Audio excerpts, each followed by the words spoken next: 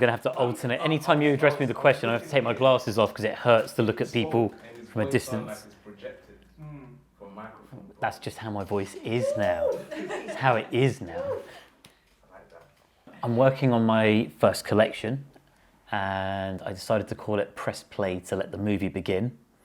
And what's interesting is I've been writing it now, probably in theory all of my life, but definitely I've been writing it for the last 5 years, of which probably only the last 3 years, 2.5 have got sort of usable material. And it's just interesting the way that I think poetry is very non-linear. And what's fascinating for me was this poem is called Press Play to Let the Movie Begin.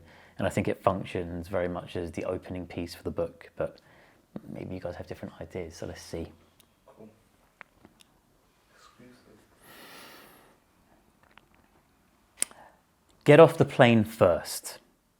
God rewards a bias for action. Journey across borders and continents. Tread the earth gently, unlike those who made us leave our lands, once self-sufficient, now importing, exacerbating deficits. Get off the plane first, then breathe in the air.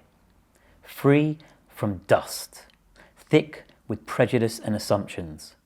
Let your feet adjust to roads paved by cold weather and colder hearts. Make a home laced with anxious talk of repatriation. I was born of this. Beating anger is joyful. Resentment dissipates. My elders focused on survival so I could thrive, intertwined with dysfunction and neglect. Hurt people hurt people. Draw a line under looking over my shoulder. Process it. Document it. Then build anew. Press play to let the movie begin. Thank you.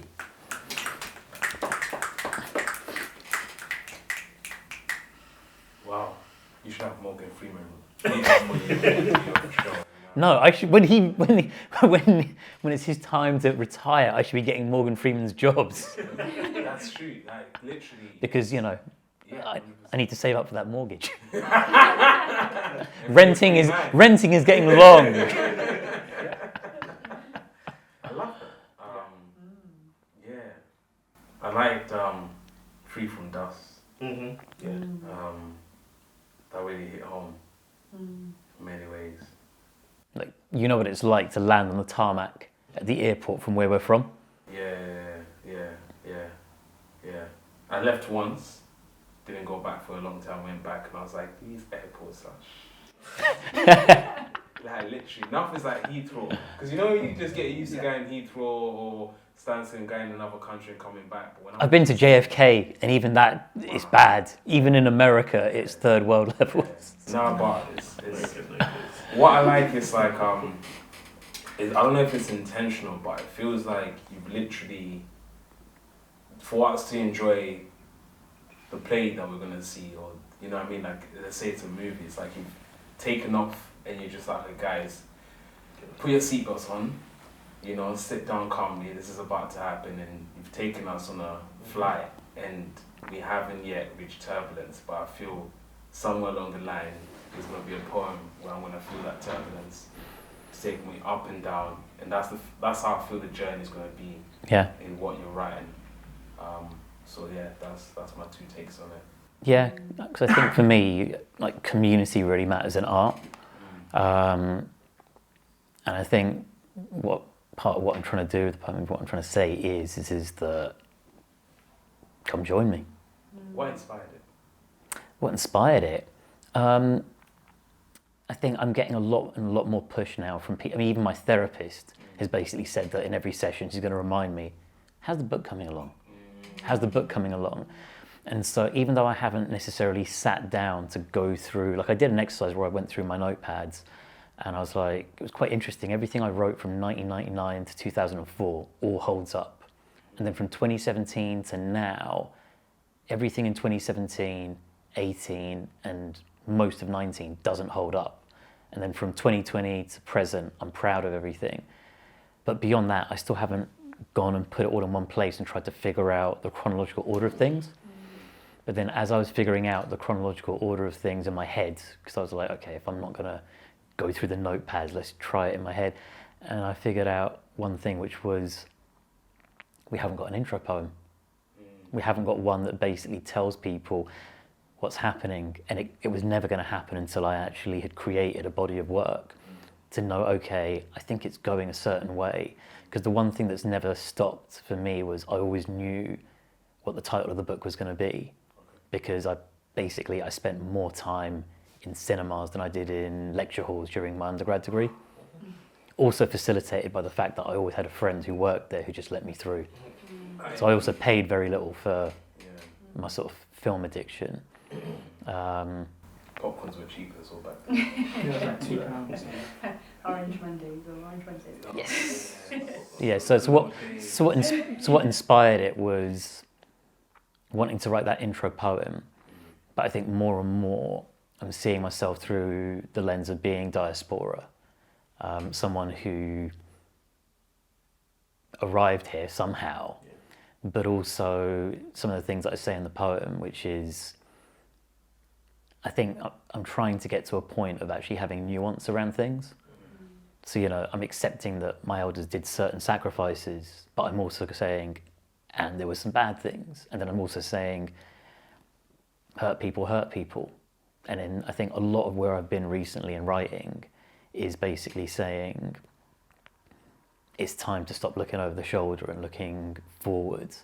Because I think one of the things that I think is very important in art is to be able to move on from certain things. I think there's a tendency in art due to capitalism that when you do something and it gets validation, you do more of it. And I'm not afraid to say this. I think I've seen this a lot when people explore things like trauma. And rather than it being a pit stop, a journey and the destination, it becomes the destination and people create a lot of work around it. And I think for me, I've been trying to write stuff that acknowledges like, okay, it's time, let's acknowledge it, let's talk about it, but let's be balanced and talk about the fact that there was a mixture of joy and things to be grateful for during those times. And I think for me, it was also important to set that agenda in the opening poem of the book so that people know from the get-go that we're going to talk about things, but this isn't going to be woe is me, this is not going to be finger-pointing. This is very much going to be about chronicling a journey with all of its twists and turns and hopefully arriving at a place of at least relative peace compared to the past. And was that like this poem, it sounds like you wrote it like more recently compared, like you're talking about the journey in poetry. And it's really interesting because it definitely does have that, like, to me anyway, like that kind of driving seat feeling, like it's sort of, you're setting off, but it's also kind of got all that hindsight. It sounds like that. And that's a really, I mean, I can totally see why you could see it at the beginning of your collection. But I had one really, really like small question to ask you. Is the hurt people, is it supposed to be hurt people, or hurt people, hurt people? That's a good question. And again, I think I'm autistic, so I sometimes don't always do the inflections right because I'll just talk plainly and think that people get it. I'm basically saying hurt people. So, it's a reference to the fact that I think, I've had certain things like, that I've grown up with in terms of dysfunction, abuse and everything. And I think there's an important thing to sort of look at balance, which is not to enable bad behaviour, but to have compassion for where it comes from. And I think, not to get too topical, but when we saw something like Will Smith at the Oscars, the conversations were incredibly polarised. And I think of all the people that I actually listened to talk about it, it was the R&B artist Tank on Drink Champs with Noriega, where he basically said it best. He said, look, that was definitely a hurt person doing what he did. He's in a certain place. And then they asked him, but you saying it was okay? And he's like, no, it's wrong. I'm saying it with my full chest. It was wrong. But there was a reasoning, there's a rationale. And so I think that's important because sometimes people either like to sort of condemn without actually looking at how do we understand and rehabilitate, or it sort of goes the other way where there's enabling. And I definitely came from a family where there was a lot more enabling of bad behaviour. So to sort of, and I went the other way where I just was like, nope, I just want to, you know, basically judge, condemn or whatever. So finding somewhere on the two poles to sort of sit, maybe not directly in the middle, but somewhere in there to sort of say, oh, this came from somewhere. And just to acknowledge, I think that is really important, personally. Definitely. Okay, next poem. I'll never get used to putting these glasses on. You will eventually.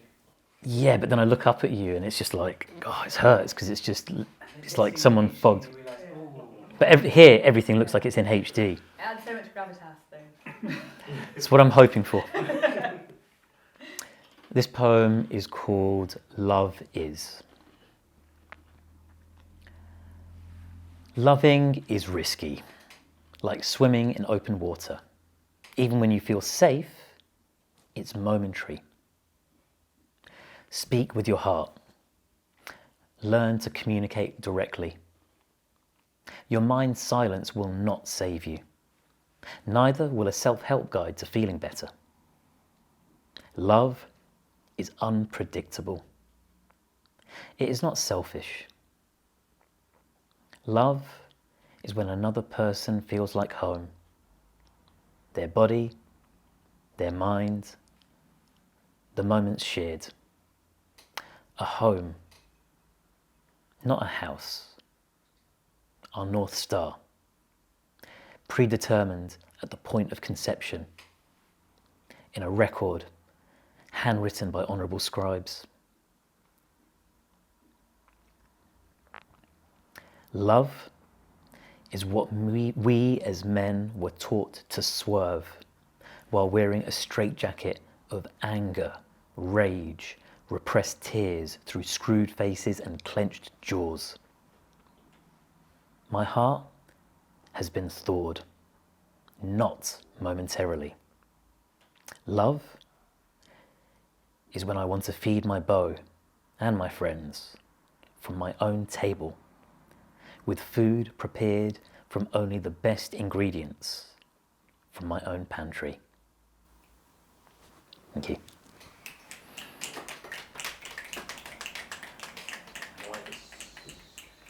You took a little gulp in between, in the middle of that poem as well. The words hit you as you were reading them. I kept my distance from this poem for a while for that reason, because every time I read it, it definitely, it hits a certain way. I think it's one of those ones where, like, there are certain pieces that I read, and no matter how many times I've read them or how many times I've dissed myself from them, every time I read them again, it just hits. And it just hits in a certain way because it brings you back to a certain emotion. And I think, like you were talking about Akko's thing as well, like his poems could be timeless because they don't necessarily have a timeline.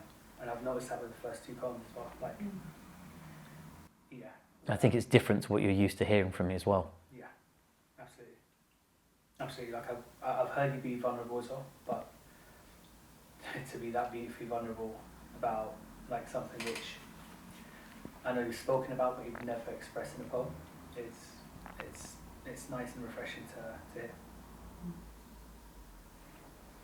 Every time I hear a love poem now, especially in the circle, it's very alive because a lot of poets shy away from love poems and they would give excuses for writing a love poem. You know, it happened before, I was in love then, but now I'm not. And so I like the fact that you have one. And your love poem is not, it's not a profession of love in the, I would say, traditional sense, but it's talking about the risk of love and how you've grown into, you know, coming to accept it, or how you're working your way through it. And that for me is a very peculiar perspective. Was it written in one sit? Yeah, to be honest, pretty much all of these were written as almost free writes in about between 5 to 10 minutes. Like that's become my writing discipline that seems to create good work, putting constraints in. I think that's the thing that I've learned is that I respond well to constraints. So yeah, this one was definitely one sitting. all of these were one sitting that you'll see tonight. What I appreciate is you used the word straitjacket, Yeah. and that has so many connotations in terms of,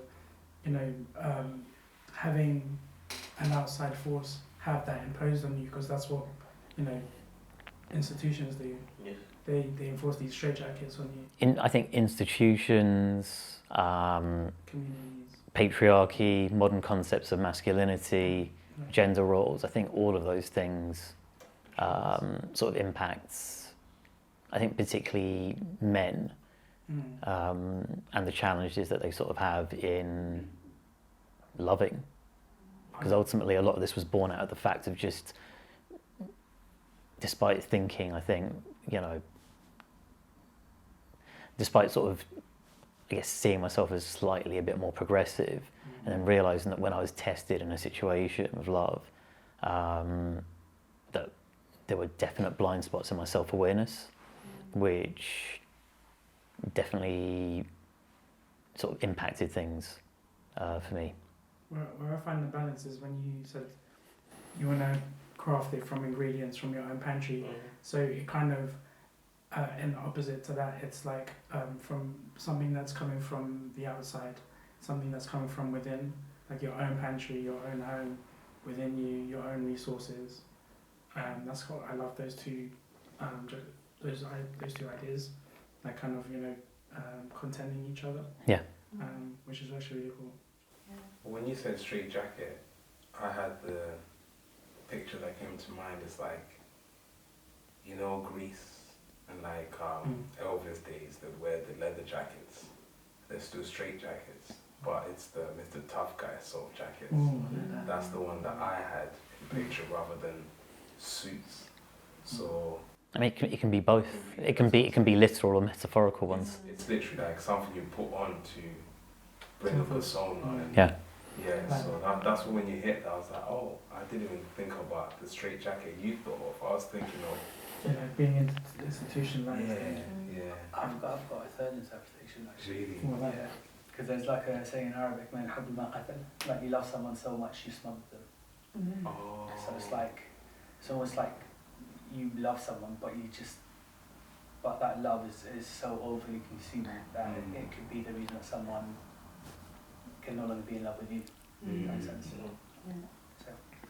I really like the way that you, like, there was, like, at the beginning of the poem you were speaking kind of almost about what love is like for everyone, and I love the fact that you changed it to talking about what it's like for a man, and then came into more your own, like, your personal experience, and it really felt like a shift in that poem of, like, you're starting off setting the scene of love as a generality, and then kind of zoning in a bit more on your personal experience. I don't know if you did that intentionally, because it really felt like a gear. I mean, like, I don't know if Gail also.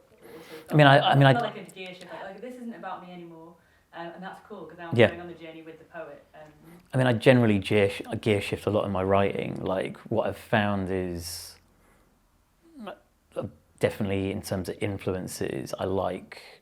Because hip-hop is my main influence as a writer, so liking people like MF Doom and Ghostface Killer, who don't necessarily walk in linear paths when they write. They sort of write deep from the subconscious. And what I've found, especially by trusting my subconscious this year, is I've gone back and seen stuff from the beginning of the year, and I'm like, wow, I was trying to tell myself something then. Like I didn't think I was thinking this thing in January, because I'm writing about this right now in May and June, but I'm just more aware I'm writing of it. I didn't know I was writing about it. So yeah, move on to the third poem, if that's okay. This one doesn't have a title, but if anyone thinks of a title and they want to suggest it, brilliant, I'll give you a shout out in the book. Remember, things fall apart. You could trace backwards to the roots or delight at the challenge of putting the pieces back together, rearranged, reinterpreted, a collage of memories and interpretations. Everything, everywhere, all at once. 299 thoughts, splintered, cognitive kaleidoscope. Heart radiates love like a Care Bear, pre-9 p.m. watershed, optimism, an operating system, only requiring minimal upgrades. I'll come clean when the time is right. For now, I trust you to break bread with me at your leisure. My anxiety at a bare minimum, a testament to the distance I've travelled. My trajectory, jarring. At times, a Trafalgar-like jump cut. At others, tripping over headfirst into a wormhole. Traipsing around London, Sierra whiskey, heat and humidity, faithful companions. The thermometer lies, but my frayed autistic heart does not. Forever calm in your presence. Home. Cool, thank you.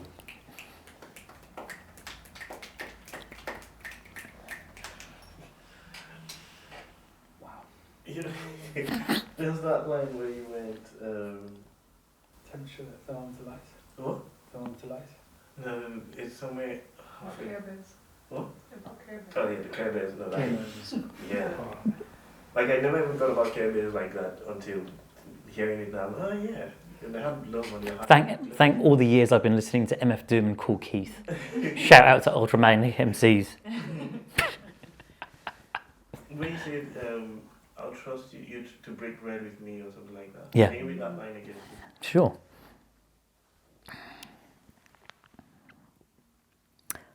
For now, I trust you to break bread with me at your leisure. Yeah. I like how most of the poem is, it feels like you are laying out commands or instructions or rules or something. But that part just gives this liberty to the person.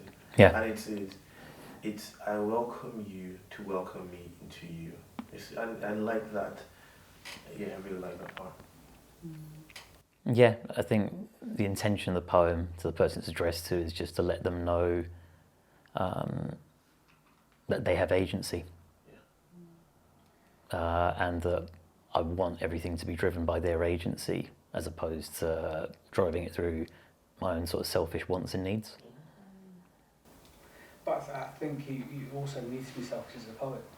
Like I think that poem was cathartic because it feels like you were trying to control emotions in that moment, if that whilst you're writing it. And yeah, I would say I think this is the part of being British and being too humble, which is, you know, actually let's be more honest and say this poetry is for me and it is about me, and it's if someone else gets something out of it, so be it as well. But this is how I feel at this point in time. I think, yeah, I do get that because even when you know, the person has, whoever the poem is for, the person has their agency, you still have your desire, and this is a strong desire I want. It's like I want you, but I can't take you. I can only hope that you want me back.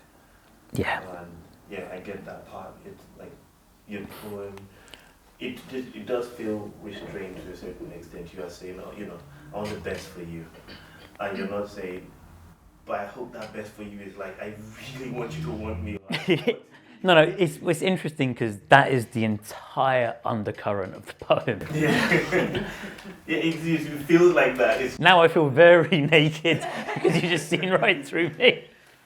But I think that's the great thing about like the almost like weather report part of it is you're like all of that restraint, and there's a bit where you just come in the poem to like right, because presumably it's in Southwest Sierra whiskey. I love that Sierra whiskey Yeah. part, and then I can't remember the line. You remember it better than me. That has Thermometer lines. Thermometer lies. You're literally like it's almost like your personal weather report. This is where I am.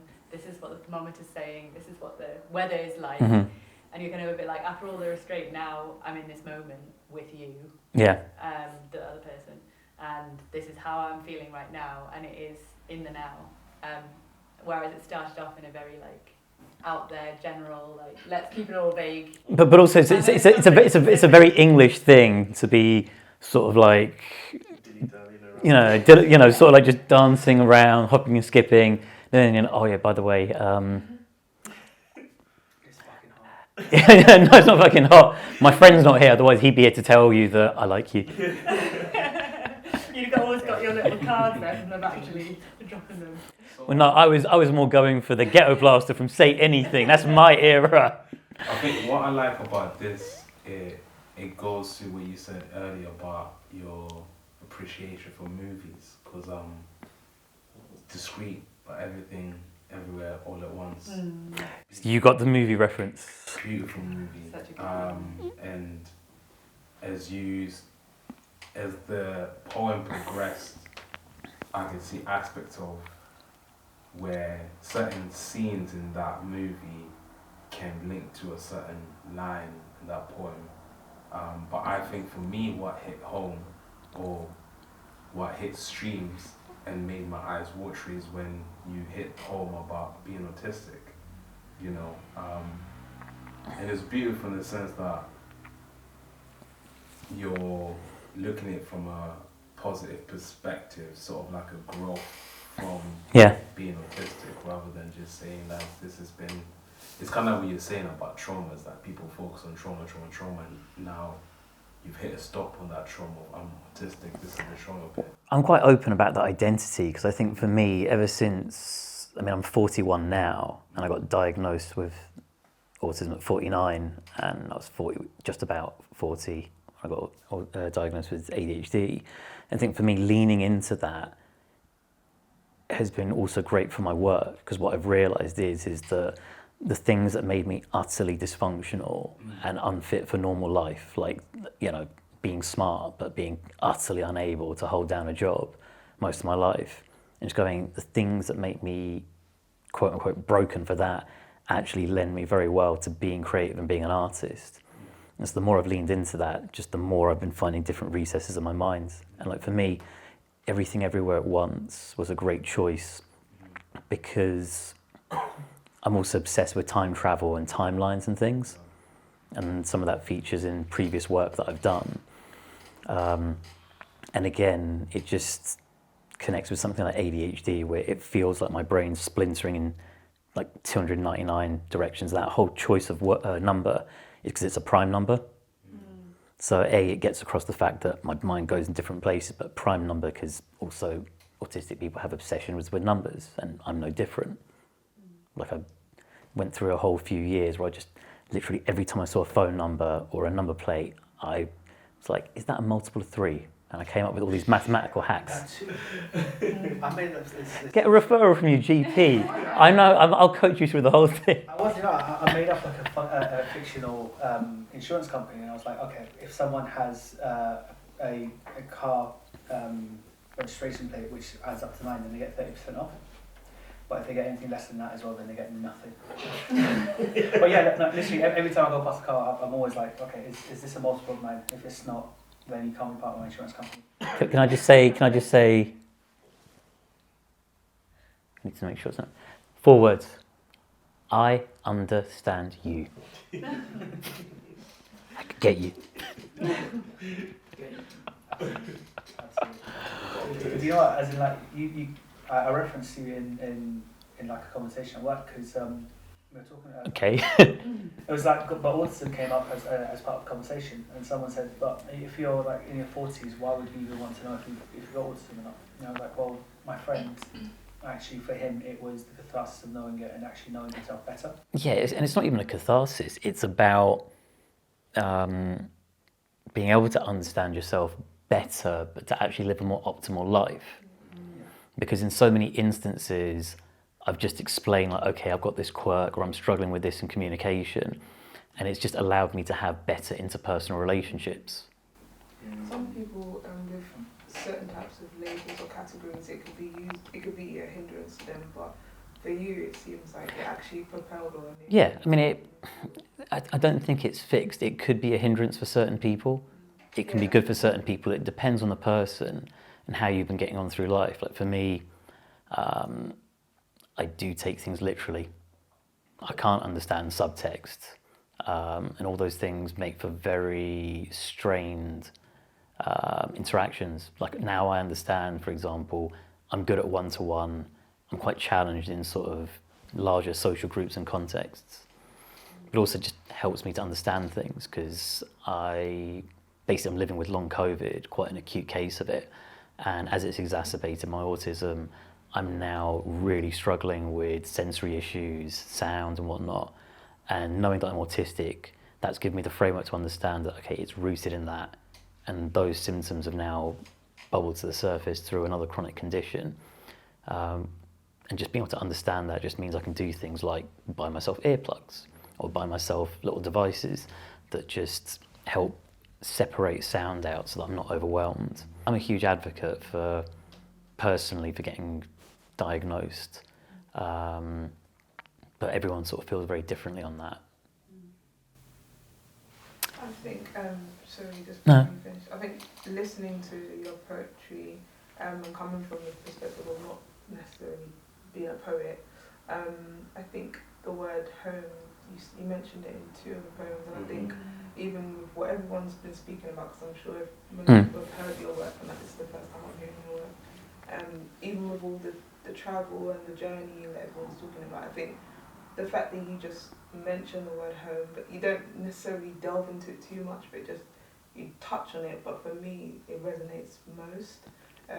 I suppose probably because you're exploring all these other things, but then there is still this kind of anchoring point maybe. Yeah, I mean, home is an interesting concept. I mean, again, going to my age, being someone who's 41, born in 1981, lived under Thatcher, lived under Norman Tebbit, lived under being told that there could be repatriation because of the way this country looked at immigrants, and going, okay, so this isn't home.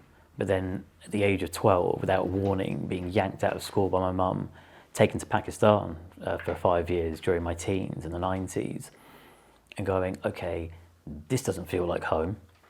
And then returning back to England where it felt more like home because it was New Labour and it was a more progressive time. And then I think, as Abdullah can attest to, 9/11 happening, and then going, okay, now it's not home for people who have my name, but it is still home for certain other people who were otherized. And then just trying to figure out what that means, and then actually trying to create a home when I was married, and I have a child as well. And then that also not being like home. And then moving house, I think 8 times in 3 years during my divorce, which was a very tumultuous period in my life. And then even after that, for a couple of years, there was insecurity around how, where I'd live and stuff. And then also finding safety in people and going, okay, maybe this person's my home. And then that being disrupted where in certain instances it was bereavements during COVID, and just life changing. So for me, it's like home it's an ongoing search. So I'll move to the next poem. And again, this doesn't have a title, so if anyone has any idea. Actually, someone did come up with a title for this.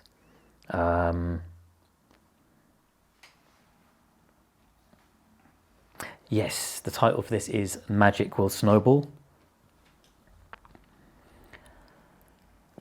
Once I get out of bed, magic will snowball at breakneck pace. My 0 to 60, a thing of beauty. I step out of my body, transfixed, step back in, out of my head, into my body, an optimal state. Hard for me to access, but I'm stubborn. Call me mule, goat, or mighty ox. I pull my cart without complaint. Conserve energy, strategic. Not every ground is a battleground. Wartime, I thrive. Peacetime, not so much. It'll change. For now, discerning between the two helps. Love, romantic, platonic, tectonic plates shift, constant flux. United in grief, we cry together, laugh separately. We cry separately, laugh together. Codependency consigned to the waste bin.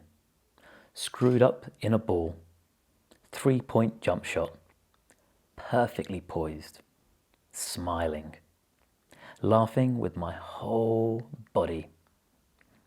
If I knew then what I know now, stop it, be present, hold head high, hazel green eyes locked forward, can't stop, won't stop, but finally, I have room for passengers.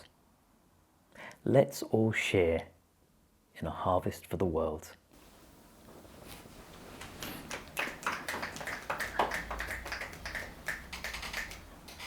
Love that. Just thinking about Steph Curry just chefing it. Good point. The funny thing was that I actually had the whole thing rehearsed for when I perform on stage, which is actually, because I don't use a microphone, so I don't have to worry, which is actually to just get up and just do the 3-point jump shot. And I'm sitting here and I'm going, no, this is not the right time, Haroon, just keep your head down, just read, get to the end of the poem, this is not the right context. No. But I might just get that piece of paper for the performance and scrunch it up, but yeah. It reminded me of having those fake hoops in your house where you're just practicing shots. But I like how you touched on the point about being present, because everyone always thinks about, oh yeah, now I get it. Let me apply, back in the past, then life will be different. Because it's always funny, because I always ask, or I've been asked multiple times, like, if you could go back in time, what would you change? And I always say nothing really. Because if you change something, you're not going to be where you are today. You're not going to learn what you've learned. So I think that point you've raised hits home. Yeah, no, I think this year has been a big year of having that realization. Because again, I was at like a 10-year reunion for where I went and did my master's at business school. And I was talking to someone else who's South Asian. And she was just talking about, we were basically bonding over sort of similar upbringings, being South Asian and just certain restrictive things because we're both in our 40s. And her thing was like, man, where I could be now if all those things were straightened then. And I was like, no. If there's things you want to do, it isn't, like I am a strong believer in the fact that it's not too late. You make a choice at a certain point if you want to go and do a certain thing, and you just make it a priority. And maybe you won't succeed at it, whatever that definition of success is, because even, definitions of success are ones that we really need to sort of unpick because they're viewed through the lens of capitalism. But I still think deciding, however late, like for me, I remember when it was literally unavoidable, 2 months before my 36th birthday, and I'm just looking at my marriage going, it isn't circling the drain, it's circled the drain. I'm now hearing those noises when the water is dripping through the pipes, and it's done, it's toast, so what now? And I think for me it was like, well, if the next 35 years resemble the first 35, that's not going to be great. So you make a choice. Even if things don't fully succeed, that's still preferable than to sort of sitting and sort of saying, well, if knew then what I know now. Hence, I wrote that, and literally it was like a stern, angel on the shoulder going, no. And then that was me like, okay, I'm going to transcribe that and write that in the poem. But also just wanting that so that people can sort of hear that, so that they go, okay, I go through that, and then hopefully maybe they'll tell themselves, no, let's look forward now. Well, I love the fact that it started in a really common experience. It goes so much bigger, but it starts off with that experience we've all had of you're still horizontal in your bed thinking, I'm going to smash today. When I just get up, snooze, snooze, Yeah. snooze, snooze. And then you beat yourself up and your days could be ruined unless you have that angel on your shoulder. Yeah. And then you scoped it right out. But I love where it started, and then it's sort of like it felt common, and then it became again more personal, like Yeah. this poem. And I think mine was born out of certain things. So, given the on camera, I mean, like a trigger warning. So I reached a real low at New Year's and it wasn't the first time, and it won't be the last. And I've got enough reasons not to do it. But like I've struggled with suicidal ideation since I was about 9, and I was in a real dark place at New Year's. And basically, from New Year's all the way through to the first week of April, and Abdullah knows this because I've had conversations, unless you were paying me to DJ, or unless you were asking me to significantly like perform, I literally lived under my duvet for that time. It was one of probably the strongest depressive episodes I've had in a long time. And so the poem was sort of born out of that, which is almost a reminder of like, if I can just snap myself out or not let myself get back to that position, or even if I do, if I can just take that first magical step to get out, things will happen that are good, but it's just making that choice. But I have had periods, and this was another one of them. I think this is probably the longest, because I literally, like I said, unless you knew me through poetry and you saw me DJ or do certain things, most people didn't hear from me for a good 3-4 months, like absolute radio silence. And so, yeah, the poem is about trying to basically, again, make sense of that. But at the same time, I think there's something about wanting to sort of document things so that other people can read and they can take from it what they will. Hopefully it catalyzes something and can sort of give them, a potential, an idea of what one roadmap could look like. I'll go into the next one.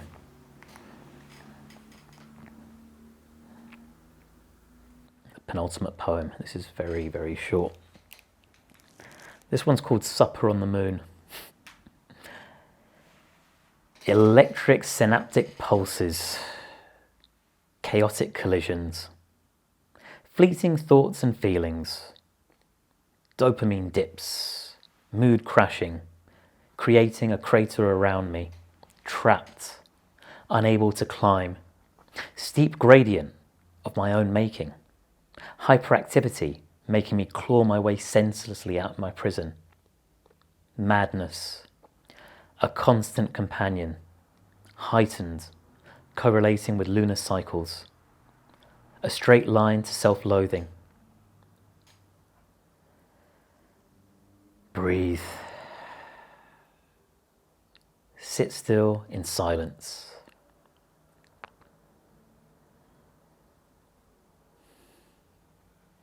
Self-awareness swells. Madness, when harnessed and embraced, the key to unlocking my unique operating system. Thank you.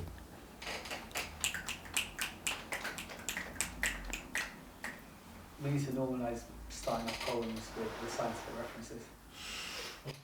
What's that? We just need to normalise just using scientific. I forgot you're a science teacher. Oh, yeah, no, as soon as Biology. Seconded. Exactly. Oh yes, scientist. Absolutely. I've got the right crowd today, man. The stars just align. Science represents. Or as the character in Breaking Bad goes, "Science, bitch." I was one for the Martians. We're gonna science this shit. You get us. See, more pop culture references, movie references. I'm happy. Short and sweet. Yeah. Yeah. Is that the sound of science? Like, is that what happens when you have science? Because for me, when I'm alone, my thoughts, that's when everything starts racing. But at least that's, My thoughts do get racing, but I think too much. I think again, writing that was about me trying to figure out I need to get good at being comfortable in silence, because my lack of comfort in silence is what drives me to say things, do things, which 9.5 out of 10 times are not great. Those things that could have been easily left on the cutting floor. When you have that pause, do you think the pause was too short or too long? I don't know, because it's the first time I did it. So I remember writing this in a writing group on Clubhouse, and there was no pause or silence. And then I was sitting in a coffee shop, shout out Brixton Blend. You guys are great. I mean, you actually have plugs where I can charge up my laptop, so thank you. And also the alliteration is great in your name. It appeals to the copywriter in me. And I was just reading it, and it was just natural. I was like, okay, let's do silence. Let's do the breathing thing. Plus, I'm gonna completely cop out, and I'm gonna throw it back to you. Do you think it was too short or too long? I think we just spoke about this recently. I will not take responsibility for my work or how it's interpreted. Because I have a good, some of my poems have, when I write, because poetry, I do that thing where if I want a space for breathing in it, I would actually keep that space in the text. So I have, tap, tap, tap, tap, and word at the end. And you said that you do that a lot. There's always one word thrown at the end. But a friend of mine, a poet, Anne Holloway in Nottingham, she said that whenever you pause, when you pause for something on stage, right, however fast you think you are, wait a little longer. Like, it's always is faster to you. And I like the way you did the breathing, then you talked about breathing, then you paused again. It was good. It's nice. Just try stretching. I would say just experiment and see how far you can stretch it. And Yeah. Just 5 minutes, just silent on stage, but like, Abdullah just be there, like, just holding up an iPad with like, where the numbers are going into the red. My pen started working again, by the way. Yeah, these thoughts are in trouble. Yeah, so I always try pushing it a little bit. Yeah. Because I'll start feeling uncomfortable. Like I'm not saying anything, I'm on stage, people are looking at me, and so I'll just cut it short. So I always push it. Let's see how far into my discomfort I can get in silence when I'm holding it. And just use Mississippi's. Mississippi. Sit, you'll miss. Me and Meta are not going to go there because we've been there a few times. A favourite pastime. I like the breathing. Yeah. It's funny actually. Ironically, so one of my friends did a post today, and she was like, in the comments, mention what you're grateful for. So whenever I do gratitude, my number one gratitude is I'm grateful for breathing. That's number one thing I'm always grateful for first thing in the morning. That's cool. I'm grateful about that thing. Yeah, 100%. Like, yeah, because a lot of people forget about it, but it's like there's different types of breathing. People think there's just like one type, but it's like literally we breathe automatically, but then we can be conscious when we breathe. Yeah. But then like trying to control your breath is a lot harder than people think. And if you've ever done breath exercises, that's harder than actually just exercising. I need to talk to you about that because I was watching the Kendrick Lamar performance on Glastonbury, and I have never seen such impeccable breath control from any rapper in my life performing live. It's the goal. I've been telling you from day. I saw it in 2010. Well,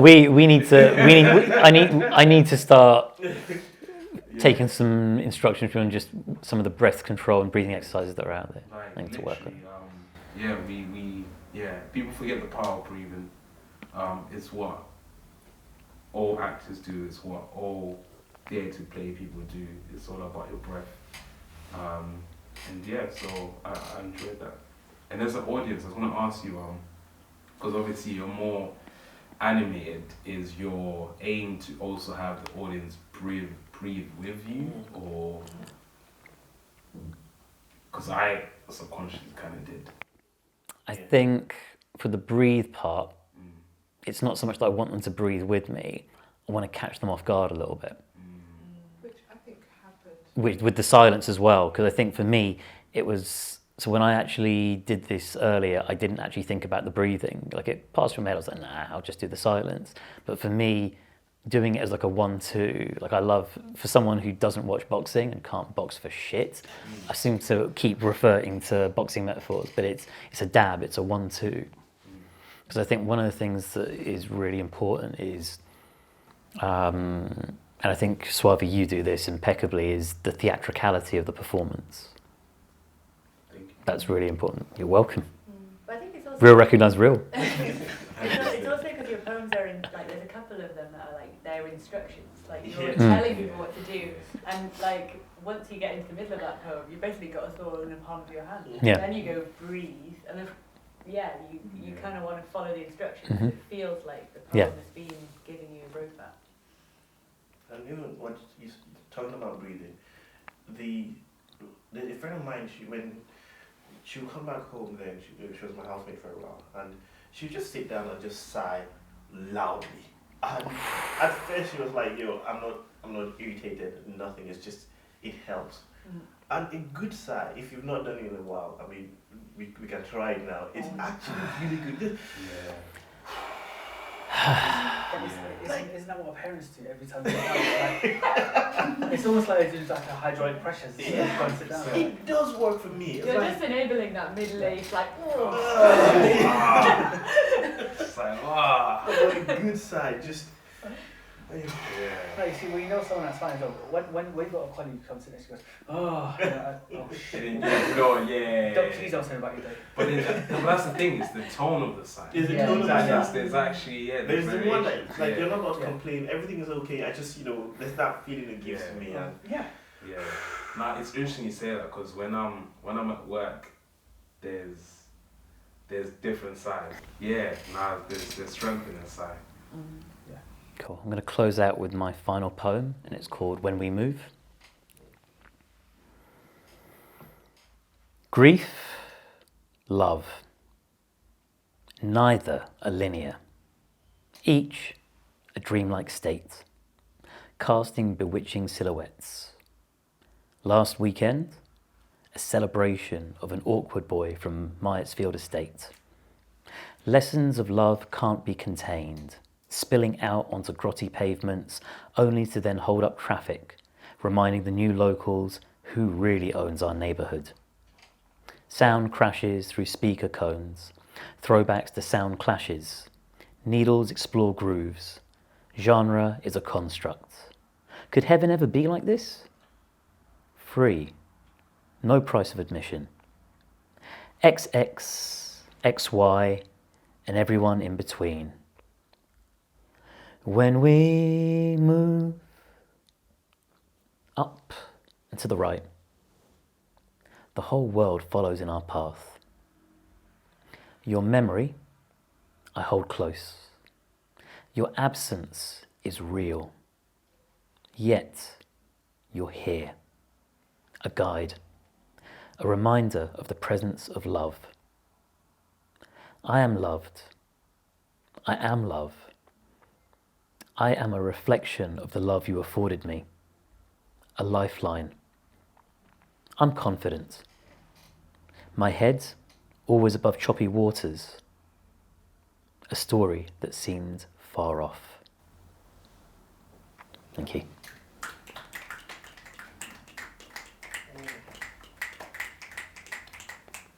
Since when did you start singing? Since that poem. You might see more of it. yeah. Do you know what? That poem goes to what you said about it being instructions when you mentioned guide. Like, and I think it's nice to kind of end on that because it kind of like spirals back to all the other pieces, nitpicking certain things. And like I said, I knew it was a plane and we just landed, literally. Yeah. I appreciate that. The line you go spilling out on grotty pavement, right? So she edits for me. I think when we're talking about it, she has a very sharp scalpel. And one of her points for me was my adjectives and adverbs. I use them a lot, right? And she was like, why is it there? And so I'm asking that Grotty. grotty, is that intentional?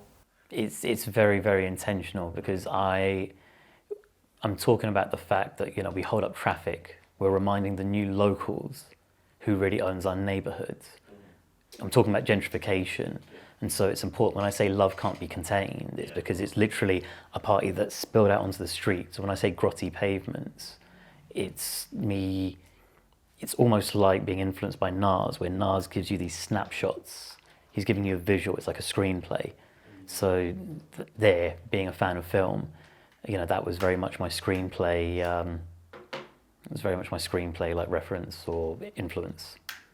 So, part of the inspiration for this is, I think you probably got the reference, it's about Ty. And for those who don't know, Ty was sort of one of the great hip-hop artists within hip-hop's history. He was based in Brixton, and someone who, while didn't have the commercial success, nominated for a Mercury Music Prize, very much a hip-hop artist's favourite hip-hop artists. So people like Jay Dilla, The Roots, LP, Run the Jewels were all huge fans. And what you were talking about with regards to Brixton, it can never be gentrified. Obviously, my introduction to Brixton was through Ty, through a chance meeting at Talib Kweli gig this is showing my age as well, at Subterranea in West London off Ladbroke Grove in 2000, when the Reflection Eternal album came out. And we ended up...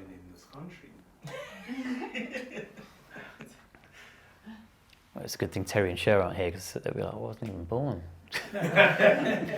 Oh no, they were 2 years old back then. No, he's compound sentence adults now. Yeah, no, but the thing is that but going back to the original point with Ty, I was hanging out with him late one night where I was just going to go traipsing through a certain area, and he just says, Haroon, I know Brixton's been gentrified, but Brixton's still Brixton. Go that route. Safer. Go home. So yeah, it's an interesting one. I still think that Peckham has somehow managed its relationship with gentrification differently. Like Brixton is gentrified and it's not gentrified at the same time. It's not a mistake that it's my set that led to a discussion on gentrification. Anyone who knows me will be like, for fuck's sake, Haroon. Well, You couldn't even take a night off. That's why you need to hurry up finishing your book. Yeah. Let him know. Tell him. So you're now joining the Let's Prod Haroon with a really big stick club. I've been prodding Haroon to be more on stage since I saw you perform the first time. And when was that? That was BYOB, but I can't remember which one. But it wouldn't have been. But it wasn't this year, because this year. Before you DJ'd. You saw me then. Yeah. 2019, 2020.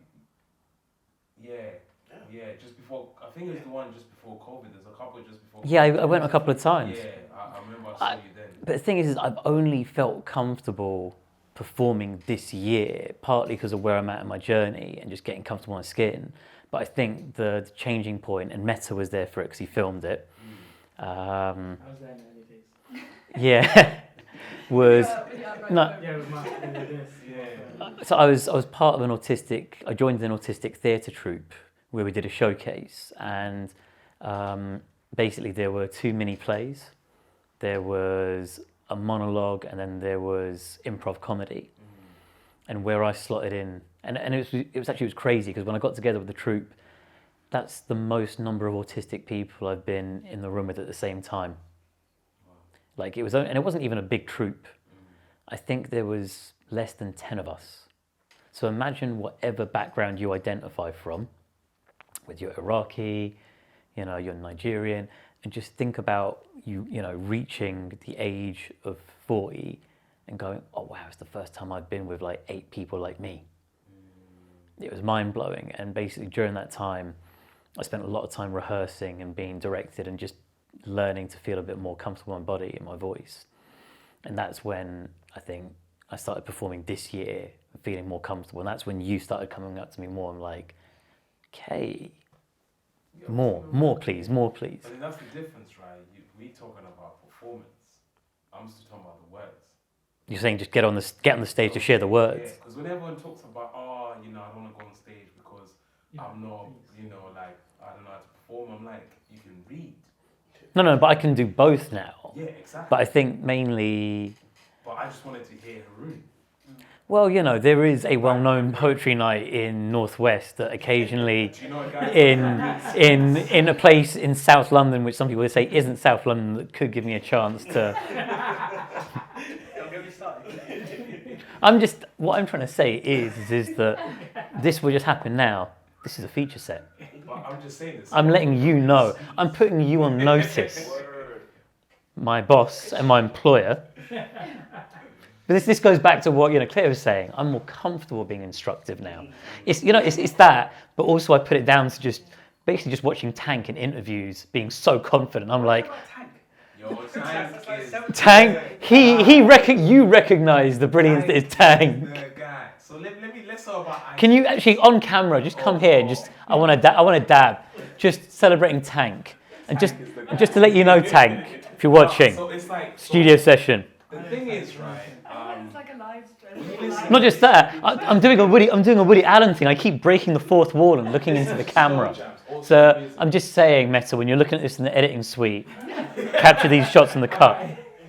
That's about going in your lane, right? In your lane.